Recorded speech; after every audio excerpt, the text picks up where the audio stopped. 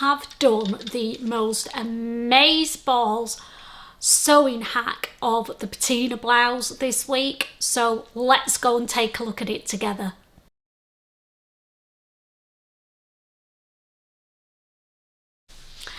Hi there, I'm Christine the Gemini Stitcher and welcome to my sewing space. Yes, I've been busy sewing again as usual. I just can't stop myself. And last week I said that this week's or last week's, however you want to look at it, sew, because I'm limiting myself to one garment a week, was to do my take or hack of the Patina blouse, and I've done it. And I'm kind of pleased. Well, I am pleased with it, but I've got a little bit of a dilemma. So let's grab the blouse. I'll be putting a twirl of me wearing it here so you can see what it looks like in real life. And let's have a chat about the Patina together. So the Patina blouse from Friday Pattern Company usually comes with quite a large collar on it. You can have a high neck or a low neck version. I've done the low neck version and I've changed the collar for a cute little ruffle that I've done. Now, to do the ruffle, all I did was cut out a strip of fabric that was 2.5 inches wide by yay long, a lot longer than I needed. I ruffled it all up with the 2 layers of gathering. I found the middle of the ruffle and I stitched one side to the middle and then the other side to the middle to make the gathering a little bit easier. And then I just gathered it all up and made it fit the neckline and just tucked it in at the end. Not very technical term, tuck it in, is it? But that's what I did. So the Patina has quite narrow facings on the inside and was a little bit worried how that was going to work with a ruffle on, but it's done okay. I think if I was doing it again, I might make that facing a little bit deeper, particularly at the back, because I struggled a bit when I was sewing the facing down. You can see maybe that I've top stitched the facing down on the outside, and when I got to certain points, like where the point is here, I had to really press it and finagle it to get it to fit, but it's worked. So there we go. The next thing that I've done different is change the sleeve. So the sleeve on the Patina blouse is just a little cute short sleeve or a long sleeve with a cuff on. I didn't want either of those, so I've managed to use the trumpet sleeve from the Tuk Tuk dress from So Different Patterns. So it's got the trumpet sleeve on, which I absolutely love, and then I've put some contrasting green trim around where the flared bit joins the straight bit on the trumpet. So I've done that. Love, love, love that trim. But then I got a bit carried away, didn't I? And I ended up putting the trim all the way around the bottom as well, which looks really nice. However, hopefully you'll see a picture of the rear of me now. The front looks great, but the back is kind of bulging out a bit because the trim is hitting my backside and pushing it up. And because this is a cotton poplin, it's looking a bit like a hunchback, maybe, at the back, and I keep pulling it down. So I need your help, guys. What do I do? Do I take the trim off and see if it looks okay off the bottom? and see if it looks okay without, because is that trim too much with it on the sleeves as well? Not sure, let me know. It might be that I take the trim off, shorten it a bit more so that it sits above my backside, and then reattach the trim. You know, like creating work for myself. I think I do like the trim, but I don't like it making me look like a hunchback at the back at the moment.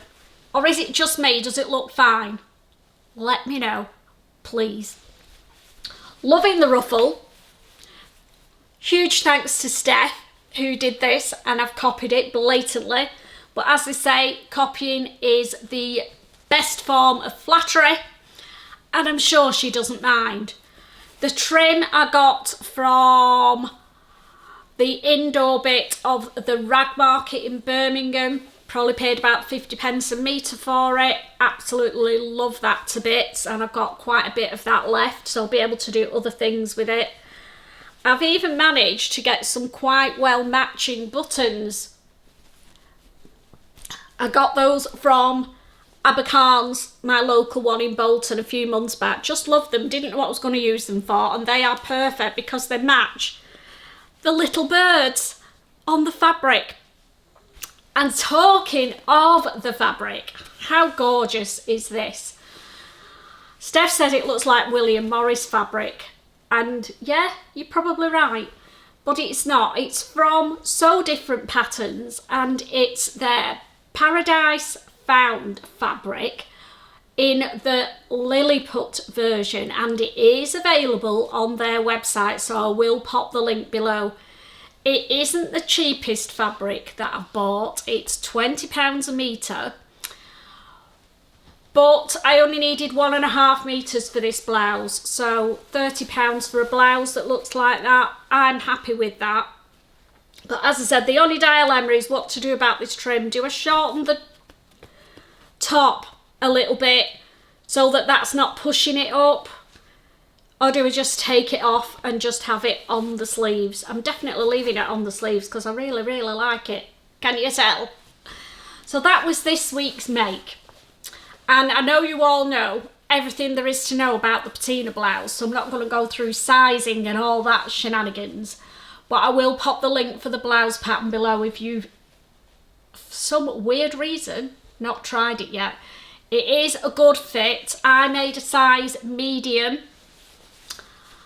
And yeah, absolutely love it. So if you've not made a blouse before, it is a good one to try. And you'll get the chance to try the burrito method on the back yoke. You'll do a collar if you follow the original pattern, and buttonholes, and you can even do long sleeves with cuffs on as well. Or you can nick the sleeves from one of your other patterns like I've done and make it your own. So I think the Patina blouse is going to be my very, very hackable pattern block for a blouse. And there we go. So there may be many more different hacks of the Patina blouse in the future. Let's just wait and see. So that was my dressmaking all done for this week. But you know me, I can't stop sewing. So I have also been doing some machine embroidery. Now in January, I committed to making the block of the month that Sweet Pea Designs bring out to create a beautiful Kaleidascope quilt. And we're up to block 8 this month, and I'm behind. I've been working like a 1-0 on it, and I've got 5 blocks done. So I've got 3 blocks to get finished before the next one comes out, which is the first Thursday in September. So no pressure whatsoever, but I'm determined to catch up. So let's have a look at the blocks I've made so far. As I said, there's 5 of them. This is the first one, which has got some beautiful butterflies on, and you do them in 4 sections.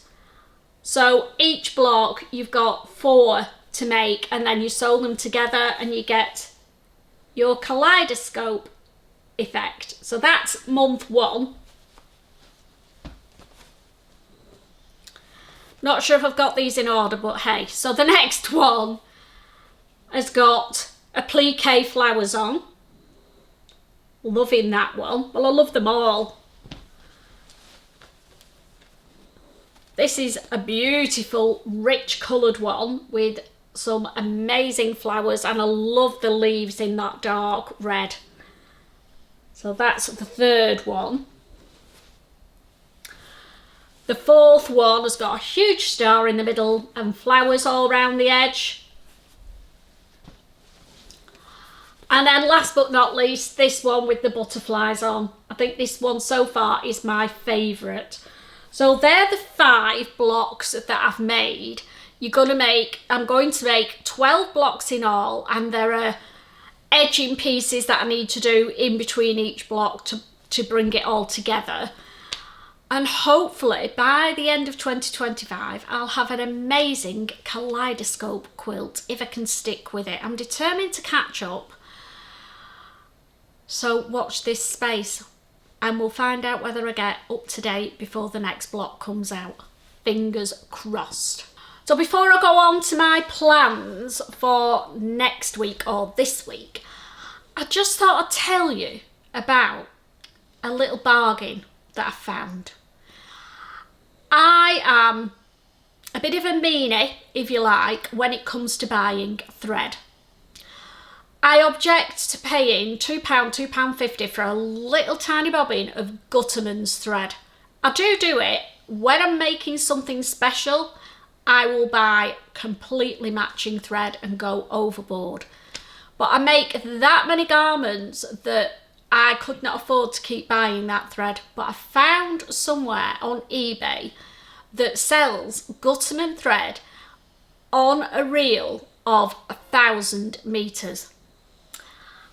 These are the threads that I'm talking about. This is a bright green one. And it's called Mara 120 and it is Gutterman thread. And I hadn't realised, that because it's got the yellow bit in the middle, this is actually Maraflex thread. Because of course it says it's Mara 120, doesn't it? So it has got that bit of stretch to it. Now, how much do you pay for Maraflex in those little bobbins? You pay even more, don't you? So it depends how many of these you buy. If you buy one of them, I think it's £6 or £6.50. But if you buy 3, you get it for £5 odd. If you buy 5, you know what I mean? If you buy in bulk, I usually buy 5 at a time because I'm trying to build up my thread collection. And by doing that, I get them for about, I think, £4. So £4 for 1,000 metres of Gutterman Maraflex thread. It's that cheap and that good quality that I'm just using it for all my sewing. And then the good news is I can use it on my jersey fabrics as well, and I don't have to remember to use different thread. I'm just using this. Call me extravagant or what, but when you're already paying £4 for 1,000 metres, so how much does that work out? There's 250 metres on one of those little bobbins of Gutterman's. So there now, so that size would be £1. What's not to like? If you want to purchase some of this, they've got about 40 colours, I believe, and I will pop the link below. They're really good. You get free delivery and they come within a couple of days. I've been using these threads now for over a month. I didn't want to tell anybody about them until I knew that they were as good as I hoped they were, and I can tell you they are. So bob over on that link and stock up on your threads for a bargain price. So what am I going to make this week? Well, you'll know I'm trying to limit myself to one garment a week. But I think this week I'm going to fail. But we'll see. We will see. I might just get one part of this because it's a cord set that I've made up. This is the fabric that I'm going to use. It's a gorgeous cornflower blue. What do we think? I love the colour. And it's a tencel, I think, twill fabric from Lamarzi Fabrics. I bought it a few weeks ago. If they've still got it in stock, I will pop the link below. It is super floaty, but the twill gives it a bit of structure. And I want to make trousers and a top. The trouser pattern that I've picked are the Style Arc Atlas trousers. There's an image of the Style Arc Atlas trousers. Now, they're not everybody's taste, I get it. That twisted pleat at the front I think is going to be a bit marmitey. You'll either love it or hate it. If you want to like everything rigid and straight, it's not for you. I quite like it. I think it's a bit quirky and I'm interested to see what it looks like made up. So I'm going to make the Atlas trousers with those twisted pleats in the front. There's no waistband on the Atlas trousers, so very tummy friendly. It's not going to dig in at the waist because it's done with facings, and then the dreaded invisible zip at the back. Apart from the invisible zip and those twisted pleats, it's quite a simple make, so probably should get them done in a day. So then, to go with them, I've cut out the Vetiver Blouse from French Navy. There's an image of the Vetiver Blouse.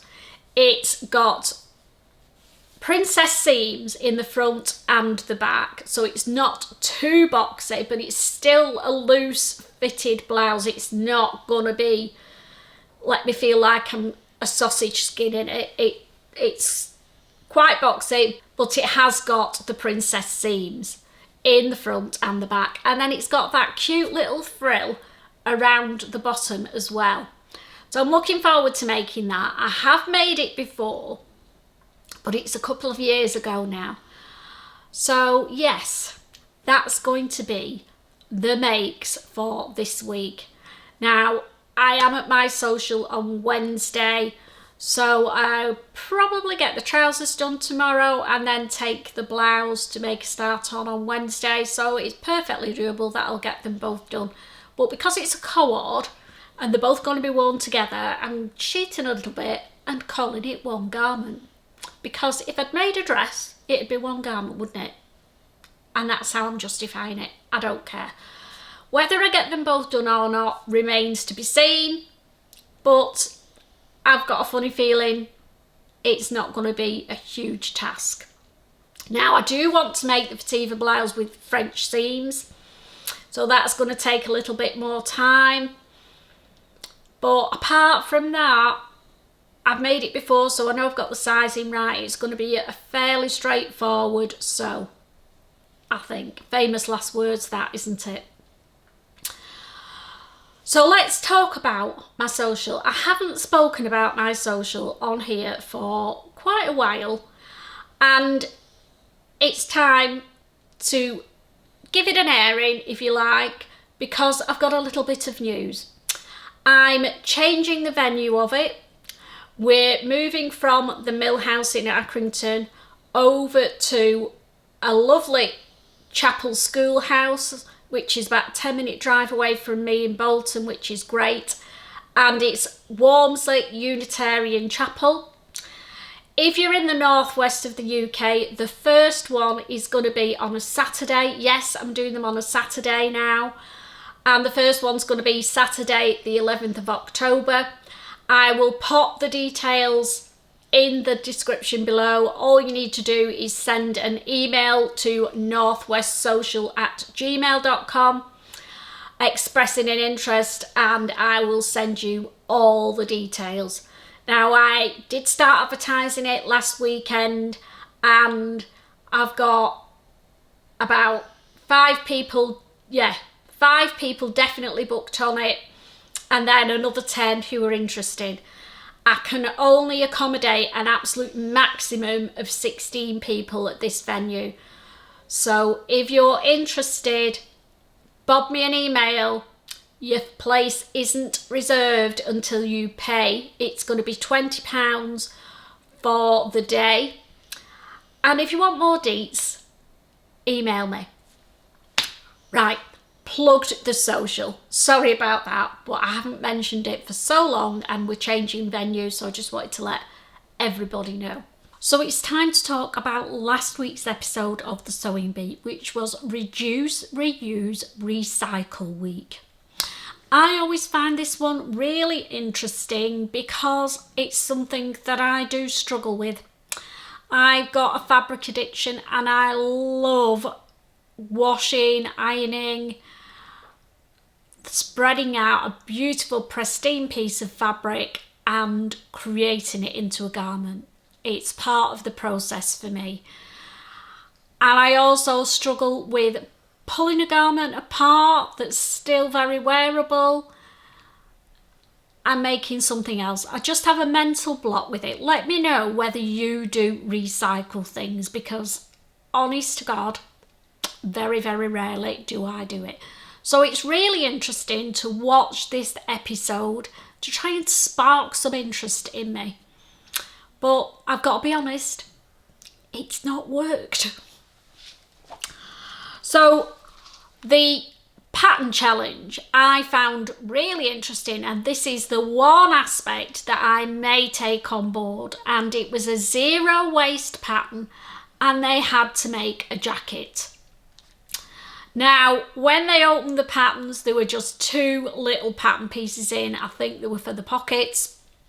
The rest was grab your ruler and your marker and use your brain and use your maths. There were instructions on how to work out the dimensions and mark up all the pattern pieces onto the fabric.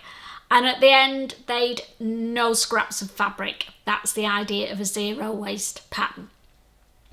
Some fared better than others.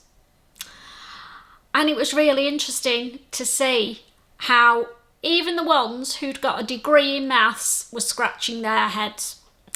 And Gaynor, bless her cotton socks, even ended up with sleeves about 4 inches too long. And they still can't figure out how she managed to do it because everybody had the same amount of fabric. Get that? So, who did I choose from the pattern challenge? I chose Orla. She made the most stunning denim jacket and she top stitched it in a pink contrast thread. So she goes to the top of the class for me just because of the top stitching. She finished it, she used contrast pink buttons. I just thought it was very wearable and something that I may try and replicate myself. Patrick and Esme chose Kit. Kit was the only one who chose a pattern fabric. It looked stunning, but I still think Orla's for precision sewing was the better of the 2. But we disagree an awful lot, don't we?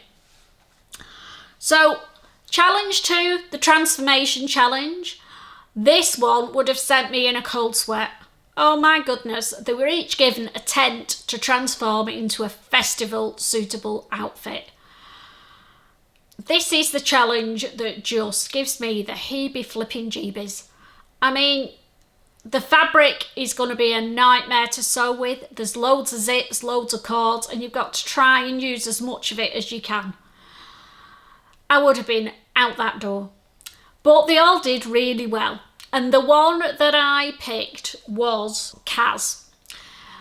Esme had a little bit of a criticism of Kaz's because it was all done in a beautiful pale grey. Now, that was the colour of the tent. And Esme said, we could have done with some contrast. But she was given a grey tent. What was she meant to do? Or she chose a grey tent. But the garment was stunning. It looked like a couture dress out of a tent. So 10 out of 10 for that, Kaz. The judges went a bit weird this week and weirdly, they chose Dan. Now, his was a bit out there with a flashing bum at the back, a big cape, and not something that I would wear. So I disagree with them. It was obviously a very good well thought out idea, but just not very wearable. Maybe at a festival, who knows? So the catwalk challenge, my favourite part of the show. They had to use old garments and create an outfit suitable for a family occasion. And they all pulled the stops out. They all did amazingly. They always do. But the one that I picked, unusually for me, is Kit. I loved that denim dress. It fit like a dream. I love the idea of using the different colours of denim. And it was just a stunning, stunning dress. The judges chose Dan again. Now, Dan used 13 pairs of Christmas pyjamas that were used by his family, cut them all into squares, quilted it all, and created an alternate dress out of it. It was stunning, but I still prefer Kit's. So who's left this week? Well, unfortunately, we lost Tess. And it's always sad to see someone go. I think at the beginning, there's loads of them. Now it's dwindling down and they're all really good sewers. So it was just unfortunate that this week it was Tess. But the good news is, in the sweep, nobody chose Tess, so we've still got 22 people in the sweepstake. So fingers crossed that you get through to the final, guys. So there we go, another sewing week. Before I go, I just want to give you a little update that's happened this morning, and I'm still getting my head around it. But I want to share it with you because I know you'll all want to know what's going on. I had Lily at the vet's today for her routine annual jab, and they give them a good thorough checking over. She's just turned 10 now. She recently had surgery for a lump on her head, had that removed, everything was fine, and it came back benign. They've now found a lump in her spleen, and it's the size of a golf ball. So, big decisions to make. Well, there isn't a decision really, is there? She's going to have a spleenectomy, and fingers crossed, it isn't going to be too serious. But to say I felt like I'd been run over by a bus this morning is an understatement, because she was fine. She's fine. There's nothing wrong with her. But there is. So I will keep you all informed as to what we decide to do and how she gets on. But yeah, bless her cotton socks. I'm sure she'll be fine, but we will see. Anyway, I don't try and be miserable on this channel. I try and uplift you all and inspire you. So I hope you've been inspired by my sewing this week. And I hope that I haven't upset anybody with my doggy news. So I will see you all on Thursday. Now, this Thursday, I'm going to do something a little bit different. And I think I'm going to do a sew along and do it a separate sew along for specifically for a skill, and it's putting the invisible zip in. I have done it before, but I did it as part of the Seasons of East dress. So if you're interested in just knowing how I put an invisible zip in, then stick around for Thursday's vlog and I will give you a little demo. So have a wonderful sewing week. If you've got any pets, give them a hug, appreciate them and enjoy the time that you've got with them. So take care, happy sewing. Bye for now.